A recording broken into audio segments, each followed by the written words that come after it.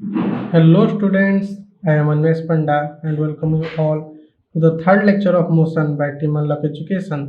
तो इसके प्रीवियस वाले वीडियो में हमने डिस्कस किया था इक्वेशंस ऑफ मोशंस, उसके डेरिवेशंस, फिर कुछ प्रॉब्लम्स देखे थे और कुछ ग्राफ्स डिस्कस किए थे। तो अभी हम देखते हैं derivations of equations of motion by graphical method.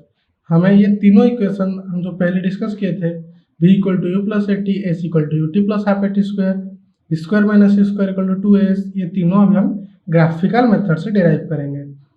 तो let us assume this is be a velocity time graph of a body, जिसका इनिशियल वेलोसिटी हमारा u है, उसका यूनिफॉर्म एक्सेलरेशन में ट्रैवल, उसका यूनिफॉर्म एक्सेलरेशन है a for time interval t and final velocity भी v। तो अब हमें b से एक परपेंडिकुलर लाइन सी तक ड्रॉ करना है। तो ये हमारा बी सी हो गया। तो अभी हमें ए से बी सी को ड्रॉ करना है। जो पॉइंट में ज्वाइन कर रहे हैं वो पॉइंट का नेम हम दे दें डी। तो अभी हमारा O A equal to U है, B C equal to B है फाइनल वेलोसिटी, हमारा उसी इक्वल टू टाइम टी है। ठीक है, तो अब हम लिख सकते हैं भी equal to B C equal to B D plus D C. तो हमें बी डी का वैल्यू पता नहीं है और हमें डी सी पता है, D C equal to O A from graph. हम लिख सकते हैं B equal to B D plus U. अब हमें बी डी का वैल्यू निकालना है। बी डी का वैल्यू कैसे निकलेगा ना, हमें पता है, हम इसका अगर tan फाई ले जाएंगे तो आ जाएगा। और हमें पता है tan phi equal to slope, और वेलोसिटी टाइम ग्राफ के स्लोप से हमें एक्सेलरेशन मिलता है। तो हम लिख सकते हैं tan phi equal to A equal to B D by A D. तो हमारा यहाँ से हम बी डी भी निकाल सकते हैं। बस यही चीज़ हम इस पेज में किए हैं। हमारा यहाँ से आ गया A equal to B D by T, हमारा A D equal to T है, तो हम लिख सकते हैं B D equal to A T. तो हमारा पहला इक्वेशन जो आया था B equal to B D plus U, हम बस उसी के बी डी के जगह ए टी सब्सिट्यूट कर लेंगे। तो हमारा आ गया B equal to U plus A T. हमारा फर्स्ट इक्वेशन डिराइव हो गया। तो अभी देखते हैं S equal to U T plus half A T square कैसे डिराइव करेंगे। एस हमारा है डिस्टेंस ट्रैवल, और हमें पता है वेलोसिटी टाइम ग्राफ के एरिया से हमें मिलता है डिस्टेंस। तो अभी हम इस ग्राफ का एरिया निकालेंगे। एरिया अंडर द कर्व क्या होगा ना, area of this figure O A B C, the area of figure O A B C gives the distance. तो हमारा ये एरिया क्या होगा ना, area of triangle A B D plus area of this rectangle O A D C. तो area of rectangle क्या होगा ना, हमारा ओ ए इंटू ओ सी, ओ ए हमारा है यू, ओ सी है हमारा टी। तो हमारा एरिया ऑफ रेक्टेंगल आ गया यू टी। उसी तरह अभी हमें एरिया ऑफ ट्रायंगल निकालना है। एरिया ऑफ ट्रायंगल हमें पता है हाफ बेस इंटू हाइट। तो हमारा बेस है ए डी, हाइट है बी डी, तो हाफ बेस के जगह A D equal to T put कर लेंगे, half T into B D के जगह हम पुट करेंगे ए टी। प्रीवियसली हम बी डी निकाले थे इक्वल टू ए टी। तो अभी हमारा आ गया area of triangle A B D equal to half A T square. बस अभी वो वाला सब्स्टिट्यूट कर लेंगे, डिस्टेंस ट्रैवल के फॉर्मूला जो हम लिखे थे, distance travel equal to area of figure O A B C, that is area of rectangle O A D C plus area of triangle A B D. बस area of rectangle O A D C के जगह हम put कर लेंगे U T, और area of triangle A B D के जगह half A T square. तो हमारा आ गया S equal to U T plus half A T square. हमारा second equation of motion derive हो गया। अभी हमें डिराइव करना है थर्ड इक्वेशन ऑफ मोशन, जो कि हमारा B square minus U square equal to 2as। तो हमें फिर डिस्टेंस एस निकालना पड़ेगा। हमें पता है S equal to distance travel, तो हम निकाल सकते हैं S equal to area of this O A B सी।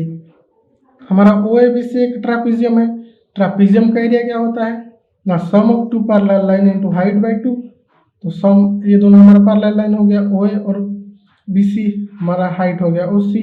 तो बस इसे हम सब्स्टिट्यूट कर लेंगे, S equal to sum of parallel line के सम में ओ ए प्लस सी भी लिख लेंगे, हाइट के जगह ओ सी डाल देंगे बाई 2। तो हमारा आ गया एस इक्वल टू ओ ए के जगह यू, सी बी की जगह बी, उसी की जगह टी पुट कर लेंगे बाई 2, तो हमारा आ गया S equal to U plus B into T by 2। But हमें पता है थर्ड इक्वेशन में टी नहीं होता है, तो हमें टी को सब्स्टिट्यूट करना पड़ेगा। कैसे करेंगे ना, हमें फर्स्ट इक्वेशन से पता है B equal to U plus A T, तो यहाँ से हम टी का वैल्यू निकालेंगे तो हमारा टी आ जाएगा बी माइनस यू बाई ए। बस यही टी का वैल्यू हम एस की जगह पुट कर लेंगे। यहाँ पे जो एक्सप्रेशन में टी का वैल्यू है, तो ये टी का वैल्यू हम ये पुट करेंगे। हमारा आ गया S equal to U plus B into B minus U by A by 2। ठीक है, तो हमें पता है v plus U into V minus U हमारा आ गया V square minus U square, और ये मल्टीप्लाई हो जाना से इक्वल टू 2as हो गया। तो हमारा थर्ड इक्वेशन डेराइव हो गया, V square minus U square equal to 2as। तो ये तो हमारा लिनियर पार्ट गया। अब देखते हैं सर्कुलर मोशन क्या होता है। तो सर्कुलर मोशन हमारा है व्हेन ए बॉडी और an object moves in a circle it is called circular motion. जब एक बॉडी सर्कुलर पाथ में अगर मूव कर रहा है तो हम बोलेंगे वो सर्कुलर मोशन एग्जिबिट कर रहा है। और सर्कुलर मोशन में हमारा कंटिन्यूसली डायरेक्शन और स्पीड हमारा चेंज होता है, डायरेक्शन ऑफ स्पीड और डायरेक्शन ऑफ मोशन चेंज होता रहता है कंटिन्यूसली। तो हम बोल सकते हैं डायरेक्शन ऑफ स्पीड चेंज हो रहा है मतलब हमारा वेलोसिटी चेंज हो रहा है, वेलोसिटी चेंज हो रहा है मतलब हमारा एक्सीलरेशन हो रहा है, हमारा एक्सीलरेशन हो रहा है तो हम बोलेंगे यूनिफॉर्म, तो हम बोलेंगे सॉरी सर्कुलर मोशन हमारा एक्सीलरेटेड मोशन है। उसी तरह देखते हैं यूनिफॉर्म सर्कुलर मोशन क्या है। When a body moves in a circular path with uniform speed it's motion is called uniform circular motion. जब एक बॉडी सर्कुलर पाथ में यूनिफॉर्म स्पीड में मूव कर रहा है तो हम बोलेंगे वो यूनिफॉर्म सर्कुलर मोशन एग्जिबिट कर रहा है। तो हमारा ये तो एक मोशन एग्जिबिट करने के लिए हमारा कुछ फोर्स चाहिए। तो सर्कुलर मोशन के लिए क्या फोर्स है ना, सेंट्रीपेटल फोर्स एक्ट करता है सर्कुलर मोशन एग्जिबिट कराने के लिए। और सेंट्रीपेटल फोर्स हमारा एक्ट करता है towards this centre. Centripetal force is directed towards this centre around which body is moving.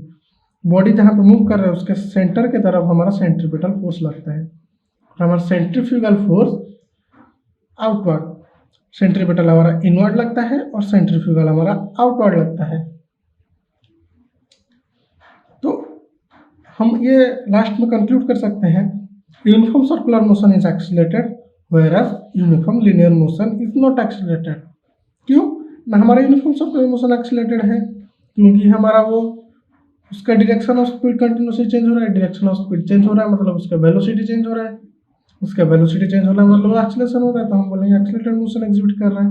But हमारा यूनिफॉर्म लिनियर मोशन में क्या होता है, उसका वेलोसिटी कांस्टेंट रहता है और कांस्टेंट वेलोसिटी मतलब हमारा एक्सीलरेशन 0 हो जाएगा। तो इसलिए हम बोलेंगे uniform linear motion is not accelerated and uniform circular motion is accelerated. तो कुछ एग्जांपल्स देखते हैं यूनिफॉर्म सर्कुलर मोशन के। Artificial satellite moves in uniform circular motion around the earth. हमारा आर्टिफिशियल सैटेलाइट है जो वो हमारा अर्थ के चारों तरफ घूमता है यूनिफॉर्म सर्कुलर मोशन में। हमारा natural satellite moon also moves in uniform circular motion around the earth. हमारा नेचुरल सैटेलाइट मून भी यूनिफॉर्म सर्कुलर मोशन में अर्थ के अराउंड घूमता है। The earth moves around the sun in uniform circular motion. तो हमारा अर्थ सन के चारों तरफ यूनिफॉर्म सर्कुलर मोशन में ट्रैवल करता है। उसी तरह an athlete moving in circular track with a constant speed and exhibit uniform circular motion. एक एथलीट हमारा मूव करता है यूनिफॉर्म, जब एक यूनिफॉर्म सर्कुलर ट्रैक में मूव करता है तो हम बोलेंगे वो कांस्टेंट स्पीड में यूनिफॉर्म सर्कुलर मोशन एग्जिबिट कर रहा है। The tip of second hand of watch exhibit uniform circular motion on the circular dial of watch। हमारा घड़ी सर्कुलर डायल ऑफ वॉच के चारों तरफ जो सेकेंड हैंड है वो हमारा यूनिफॉर्म सर्कुलर मोशन एग्जिबिट करता है। तो ये कुछ एग्जांपल्स थे यूनिफॉर्म सर्कुलर मोशंस के। तो आज के वीडियो के लिए बस इतना ही। अगर आपको कुछ डाउट है तो आप हमें कमेंट सेक्शन में पूछ सकते हैं। Thank you.